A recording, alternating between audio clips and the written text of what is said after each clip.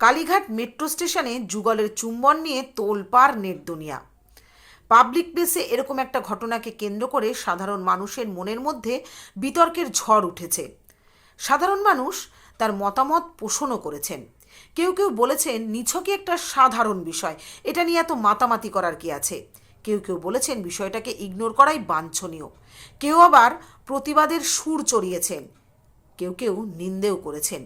কেউ কেউ বলেছেন যুগের সঙ্গে তাল মিলিয়ে চলতে গেলে এরকম ঘটনাকে আপন করে নিতে হবে।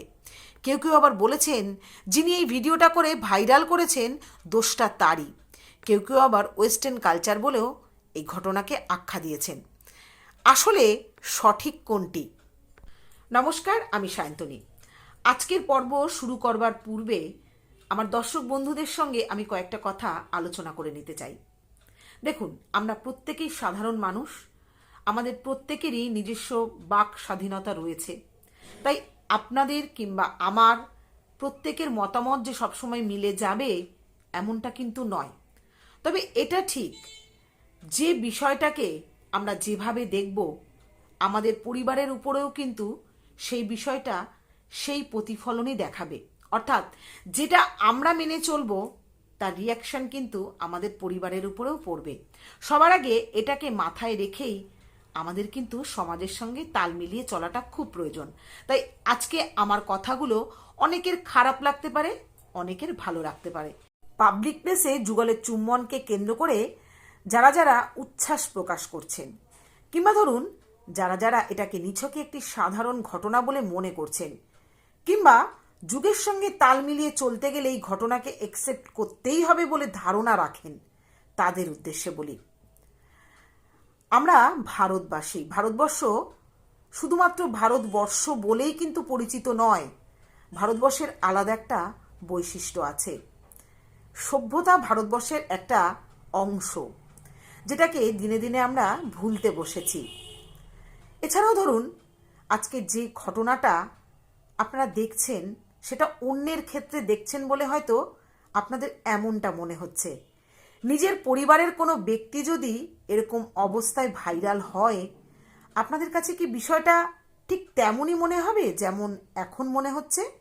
কিংবা ধরুন আপনার বাড়ির ছোট্ট বাচ্চা, ছেলে কিংবা মেয়ে সারাক্ষণ ফোন ঘাটাঘাটি করে, এটা আপনার নিশ্চয়ই একটা চিন্তার কারণ।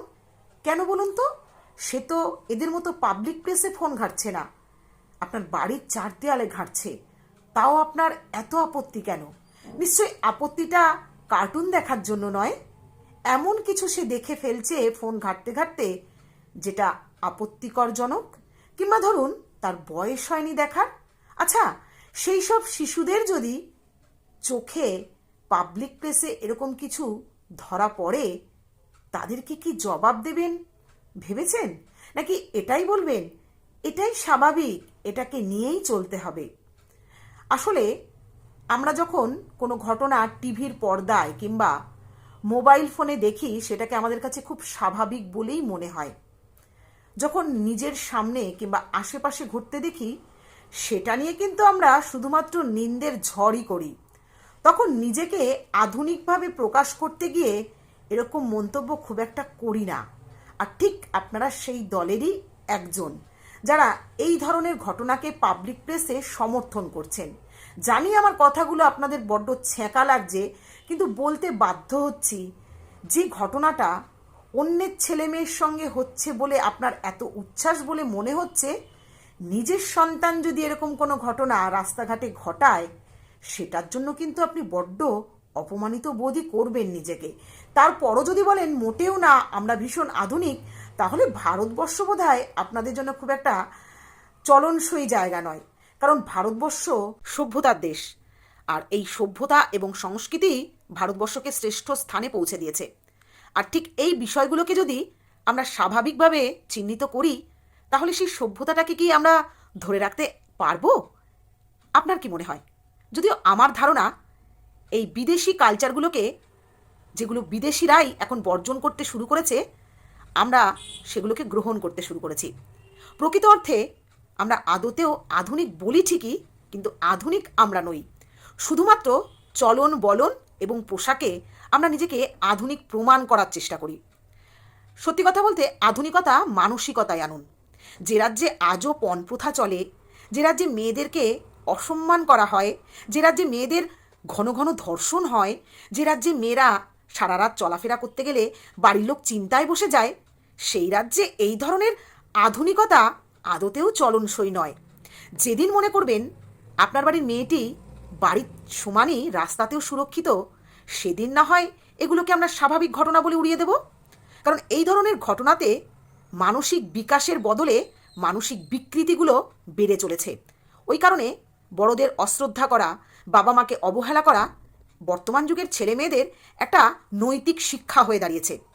বন্ধুদের কাছে কে কার বাবা মাকে কতটা ছোট করতে পারে সেটা নিয়েও গর্ব করতে দেখা যায়, আমি নিজে দেখেছি। তাই বলি কি, শিক্ষাটা বাড়ি থেকেই সন্তানদের শুরু করা দরকার। যে ঘটনাটা পাবলিক প্লেসে ঘটে গেছে, এই ধরনের ঘটনাকে আমার মতে বলে প্রতিবাদ জানানোটাই একান্ত একটা পথ, যেই পথ আটকাতে পারে অনেক অপ্রীতিকর ঘটনাকে। জানি না আমার কথাগুলো যদি আমার বন্ধুদের সঠিক বলে মনে হয়, নিশ্চয়ই আপনারা আমাকে মতামত দেবেন। আর যাদের খারাপ লাগবে তাদেরকে একটাই কথা বলবো, সবার আগে বিষয়টাকে নিজের পরিবারের সঙ্গে মিলিয়ে দেখুন। নিজের পরিবারের ক্ষেত্রে কতটা সেটা আপনারা মেনে নিতে পারেন, তারপর না হয় আপনারা ভুলভাল মন্তব্য করবেন। যাই হোক, যেতে যেতে মমতা শঙ্করের এই বিষয়ে একটা মতামত আপনাদেরকে শোনাই। কারণ এরপরে সবকিছু করার সাহস হয়ে যাবে। স্থান কাল পাত্র বলে কোনো ব্যাপার হবে না। মানে এটা কি, আমরা মানে জন্তুরাও বোধহয় আমাদের থেকে অনেক ভালো। এই জন্যই তো এইসব হচ্ছে আজকে, এত হচ্ছে, এত সবকিছু আমরা সারাক্ষণ শুনছি, এইসবের জন্য হচ্ছে। আর ফোনও বন্ধ করা উচিত। বাচ্চাদের হাতে ফোন যাচ্ছে এবং বাচ্চারা ছোটবেলা থেকে এইসব জিনিসগুলো দেখছে, তাদের মূল্যবোধ কোথায় যাবে? ভালোবাসা মানুষের মধ্যে থাকবেই, কিন্তু সেটার আরো মাধুর্য বাড়ে যখন তার একটা ইয়ে থাকে, আগ্রহ থাকে। বিদেশ থেকে যেগুলো খারাপ জিনিস যেগুলো ওরা বর্জন করছে, সেগুলোকে সত্যি বলতে ভালোবাসার প্রকৃত অর্থ এবং ব্যাখ্যা হয়তো আমরা সেভাবেই কেউ জানি না।